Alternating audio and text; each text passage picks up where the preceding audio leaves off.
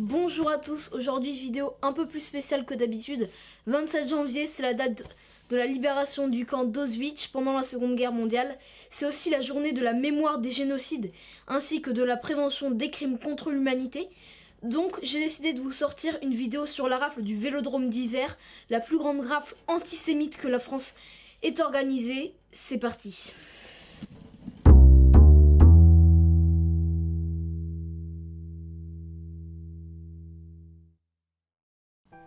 Les 16 et 17 juillet 1942, le régime de Vichy, sous l'influence nazie, organise à Paris la plus grande arrestation que la France ait connue. La rafle du Vélodrome d'hiver.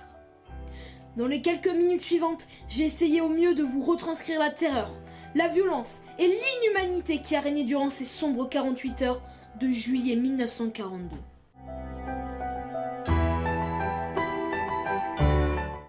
De juillet 1942. René Bousquet, haut fonctionnaire français en charge des négociations allemandes, assiste à une réunion de planification. Trouvant gênant que la police française soit chargée de l'exécution des plans donnés par les Allemands dans la zone occupée, il obtient un compromis selon lequel la police raflerait uniquement les juifs étrangers en échange d'un simple réarmement de la police française. Malgré quelques réticences au sein du gouvernement de Vichy, notamment du général Pétain, l'accord est donné le lendemain même. 4 juillet 1942. Monsieur Bousquet, accompagné de Louis Darquier, commissaire aux questions juives, rencontre au siège de la Gestapo de Paris les colonels et capitaines SS Helmut Knocken et Theodor Dannecker, dirigeants de la police allemande en France, afin d'organiser la rafle prévue pour le 13 juillet 1942. Après de longues négociations, le capitaine SS Dannecker déclare « Les policiers français n'auront qu'à exécuter les ordres ». Le circulaire du 13 juillet 1942 de la préfecture de police sera signé le 7 juillet 1942 par Émile Hennequin, directeur de la police municipale. 12 juillet 1942. La machine est lancée. Le 13 juillet, plus de 10 000 juifs seront capturés, pour la plupart être envoyés dans les camps d'extermination, comme celui de Auschwitz-Birkenau. Malgré la dizaine de dérogations, aucune ne sera respectée durant la rifle. Et pour éviter toute perte de temps, plusieurs milliers de juifs seront, selon le terme employé par les SS, triés avant leur arrivée au camp. Le directeur de la police, Émile Hennequin, donnera les instructions suivantes.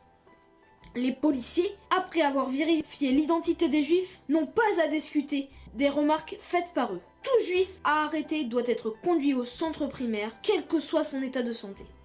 Les opérations doivent être effectuées avec le maximum de rapidité, sans paroles inutiles et sans commentaires.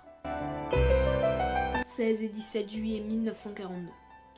L'opération prend du retard. Les nazis évitent d'ordonner la rafle pour le 14 juillet, bien que la fête nationale ne soit pas célébrée en zone occupée.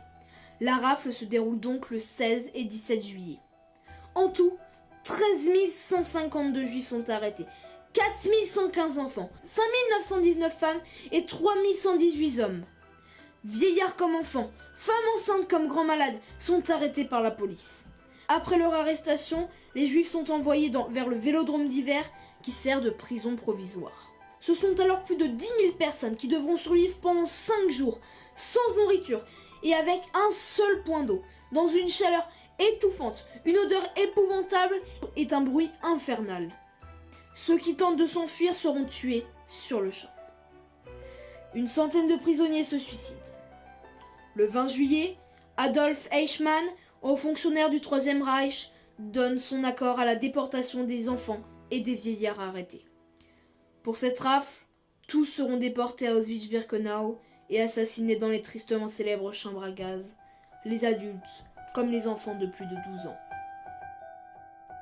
Cette rafle représente à elle seule plus du quart des 42 000 juifs envoyés de France à Auschwitz en 1942, dont seuls 811 reviendront chez eux après la fin de la guerre. Selon les archives, le nombre de personnes arrêtées pendant la rafle du Veldiv s'élève à 13 152 personnes, dont 4 115 enfants. Moins de 100 adultes et aucun enfant survivront à la déportation vers Auschwitz. pour que personne n'oublie la terreur et la violence, pour que personne n'oublie la mort de plus de 6 millions de juifs pour satisfaire le fantasme d'un homme, pour que personne n'oublie que le génocide est la pire des folies humaines.